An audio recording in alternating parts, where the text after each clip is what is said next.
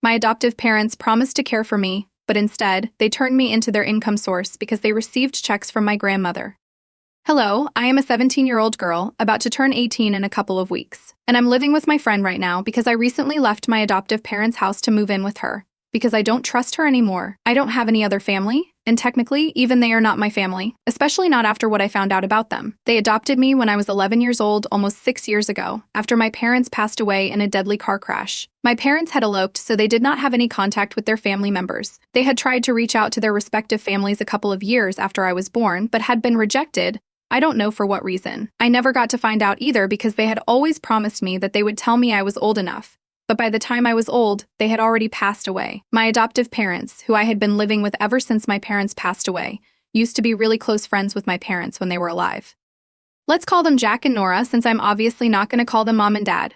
I never have, and I never will. Anyway, after my parents passed away in that car accident, they decided to adopt me. My parents did not have any contact with their family, and when their lawyer tried to reach out to them to ask if they would be willing to take me in, they refused to do so. So there was the other option, but to live with Jack and Nora, otherwise I would end up in the foster home system. And that was not something that seemed like a feasible option for me. And back then, Jack and Nora were pretty nice to me. I did not have a particularly close relationship with them, but I knew very well that if I did not agree to live with them, things would be even bleaker for me. And I knew that they were close friends of my parents before they passed away. They did not have any children of their own, so it would be reasonable for me to go live with them instead. So they legally adopted me and then treated me nicely for the first couple of years. They never loved me like my parents and were never that affectionate or caring. I missed my parents every single day ever since they passed away. But I knew that this was my new life now, and I tried my best to assimilate into their family, learn their ways, and live according to their lifestyle. There was nothing too big that I wanted to complain about for the first few years, except for the fact that I still missed my parents every single day. It was recommended that I be taken to therapy, but never bothered to take me to therapy because they thought that it was all a bunch of psychological mumbo-jumbo and it would not help me. So they would tell me to just distract myself and stuff instead of focusing on the pain. I don't know if that was meant to be helpful, but anyway.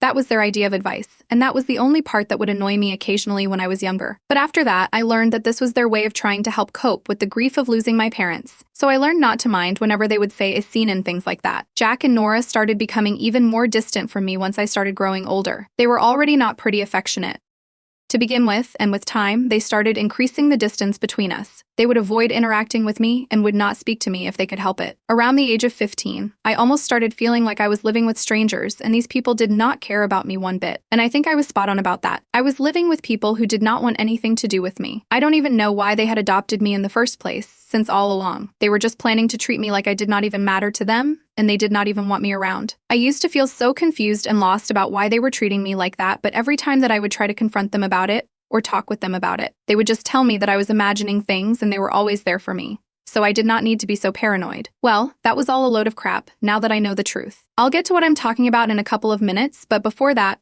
let me just tell you guys about what happened a couple of weeks ago. I think about a couple of weeks ago, I was finally done with my finals week and about to graduate from high school. I had already applied to a bunch of colleges, and I had also started saving up for college since last year. I did not know exactly how I was going to manage to be able to pay for everything, because I was not sure if my adoptive parents would be willing to cover my college tuition. I hadn't talked to Jack or Nora about any of this because even though I knew they would have the money and would find it very easy to cover my expenses if I wanted to go to college, I was not sure if they would be willing to do it. Money was never the issue. Their willingness to do it was in question. And I thought that it would be too weird to ask them for money when I barely even had a relationship with them. So I had taken a bunch of jobs after school to save up some money, but that was never going to be enough to cover the cost of going to college, and I had always known that. So I knew that eventually I would have to talk to them about it. I was just putting it off for as long as I could because I did not want to go through that awkward conversation. Anyway, once I had graduated from high school, I decided that I would have to talk to them, since I had even heard back from a couple of colleges, and I did not want to put this off any longer. So I decided to rip off the Band-Aid once and for all, and I had that conversation with them 2 weeks ago, which did not go very well. I did not intend to ask them to provide for me all my life or whatever it was that they misconstrued my words to be. I just wanted to talk to them about how I was going to go ahead because I really definitely wanted to go to college and make a life for myself. But to be able to do that, I need to take out a student loan. And even for that, I would require their help because they were the only adults in my life who could help me out here. Or I would have to work through college, which was going to be a really stressful option for me. But before I came to that conclusion, I had to try to talk to them about what they planned on doing. So with the intention of that, I spoke to them and I asked them if they had anything in mind for when I was going to go to college. They were kind of shocked because we had never discussed this before, and that was my fault. I acknowledge that. Anyway, when I asked them about it, they took a couple of seconds to think about it. And they told me that there was no way I was going to college. And then it was my time to be shocked because I couldn't even believe that they were saying that to me. At the very last moment, after I had already applied to a bunch of places, they told me that was forbidden from going to college because that would require a lot of money, and they believed that I needed to stay here and work for a couple of more years, gather some real-life experience, and then maybe I would be ready for college when I would be able to pay for it with my own money and will not have to rely on anybody else. I was really pissed off and told them that they had no right to say that. And they told me that they had every right to say whatever they wanted to me because I actually owed my life to them, because had they not adopted me when my parents had passed away, I would probably be on the streets right now and would never have had known any of the luxury that I had because they had adopted me. So they pretty much owned me and I would have to listen to them. After that, in a fit of anger, I made the mistake of telling them that they did not need to help me because I had been saving money for the past couple of months, and I did have some amount, so I would use that to leave their house, and then I would make sure I never had to see them again. I did not need any more favors from them. I told them that they really hated me so much that they never should have adopted me in the first place. That really set them off, and they told me that since I did have some money saved up, I could do the honorable thing and start paying them back for everything that they had done for me. I was dumbstruck by the things that you were saying, and I just didn't know how to respond. So I just walked out of that conversation, but after that, they told me that they were serious about the things that they had said. I really was not going to be able to go to college because the money that I had put together so that I would be able to afford college, was going to take that away from me since I had so much to say. I would have to pay them back for all the things that I had said, and even though I knew that I was not legally bound to do any of it, I was too proud by nature and I couldn't help myself. So I told them that they could take whatever they wanted in the future. I would earn probably 100 times more, and then I would throw that money on their faces. Since then, we have not been on talking terms, and they seem pretty happy about what they have accomplished. They have forbidden me from going to college and have decided to take the money that I had saved up for myself in the last couple of months. I was at my wit's end about what to do next because I really did not want to give up on this opportunity, and at the same time, I did not want to be a beggar and have to ask anybody else for money. So I decided to start with some digging to find out the reason that they were acting this way. For so long, I had never bothered to question exactly why they seemed to dislike living with me but still wanted to keep me around, because it would have been very easy for them to kick me out or tell me that they do not want me anymore and never even adopted me in the first place. There must have been some reason I never bothered to find out, but now I thought that it was about time that I started to find out why things were the way they were. For the first couple of days, I only kept brainstorming about what I wanted to do. I went through all of their social media accounts, but sadly, neither Jack nor Nora have a very active social media presence, and I don't even know why I bothered with that because I knew that it would be a dead end. But then, I didn't know what else to do. I had half a mind to reach out to a couple of their friends, but then that would be way too risky because then there would be a very good chance that they would not even believe what I was telling them and would rat me out instead, and I didn't want that to happen. So it was really frustrating for the first couple of days. But then I thought that instead of going into their background, I could start where everything had begun. So I decided to speak to my parents' lawyer, who had finalized all the adoption details and paperwork when Jack and Nora were in the process of taking me in. I don't know why, I just had a gut feeling that it would lead me somewhere, and bingo, it did. It took a lot of work for me to find out the contact number of that lawyer, but I knew him by name and I used to call him Uncle Jacob, fake name. And I had interacted with him a lot when I was younger, right in the aftermath of my parents passing away. Slowly but steadily, I had sort of lost touch with him, but I remembered his name and how he looked. So I was able to find him through the power of the internet, and when I found out his email address, I dropped him a message and sent it to him via email. I did not talk about much, I just mentioned that I had something important to talk about him because I did not want to leave a paper trail, and then I gave him my number so he could call me. 2 days after that, I finally received a call from him, and he sounded pretty confused as to why I was reaching out to him after so many years. But then, I told him everything that had been happening, and I had been keeping this in for a really long time, so it was necessary for me to get it all out there in the open.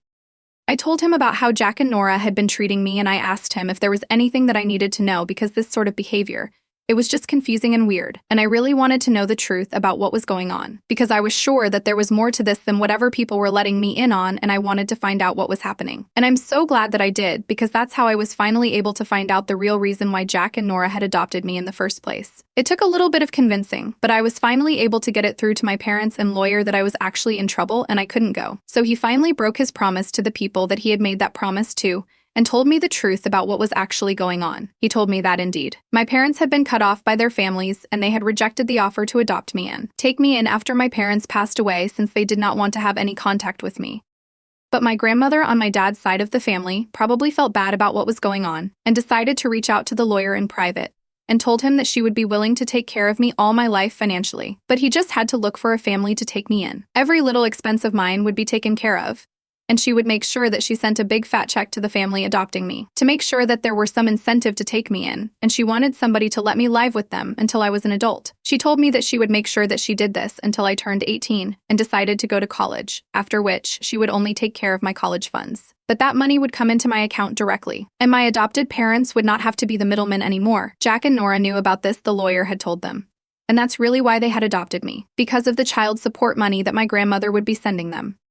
She also had a clause that said that her identity would have to remain a secret, because she did not want anybody to be able to find out what she was doing since her family seriously did not want any sort of contact with me. I don't know why that is. I'll find out later and let you guys know. But for now, I know for a fact that Jack and Nora did not adopt me out of the goodness of their heart as they had claimed to, but the child support checks that they knew they would be encashing every single month, thanks to my grandma. Now, honestly, everything makes so much more sense since I know what Jack and Nora really intended on doing, and after I found out the truth, I decided to leave their house that day because I was not going to allow us to carry on anymore. Ever since I left, I have been living with a friend of mine, and I have been trying to convince my parents' lawyer to put me in touch with my grandma because I think she's the only way that I can get out of this mess, and I know he was not supposed to tell me the truth and that put him in breach of the contract that everybody had signed, but honestly, I don't even care about any contract or anything now. I wanted to go to college and fix my life, and my grandma is the ticket out of this, so I desperately need her to get in touch with me, so I'm trying to convince the lawyer of that. I also made the mistake of letting Jack and Nora know after I left, but I knew the truth now, and I told him that I would never be coming back and they would never be living off of the money that was being sent for my expenses anymore, like they had been doing so far. They also had to return the money that they had taken from me because they had not spent a single dollar on me ever since I started living with them, and I did not owe them anything. They think that I am being selfish because apparently it's their belief that I owed my life to them, even after finding out that I know the truth. They still believe that they adopted me out of the goodness of their heart, and the money that they would be getting every month was just a bit of an incentive. But in spite of that, they still planned on adopting me, and they would have done so even if my grandma did not send them that check every month. So they believed that I was being self-centered and greedy, and that I needed to come back because they knew what was right for me, and I should be grateful for that. They are claiming that I used them to get ahead in life and nobody would have even cared about me had they not decided to take me in, and I would have grown up in the foster system. I'm pretty sure that if they hadn't taken me in, somebody else might have, or I might have gone into the system, but that's still better than being treated like this. I know that's a big deal to say something like that, but I don't even care anymore. The only reason I'm even here, second kissing myself, is because I have so many mixed emotions right now that I can't trust my judgment. So, I defer leaving my adoptive parents after I found out that they had only taken me in because my grandma was sending child support money to them. Update 1. Hi. Thank you for the overwhelming response to my post. I'm still living with my friend. Almost 8 days have passed since I left my house. Or rather, since I left Jack and Nora's house that was never my home anywhere. But coming to what happened, I have decided to block them and move on with my life.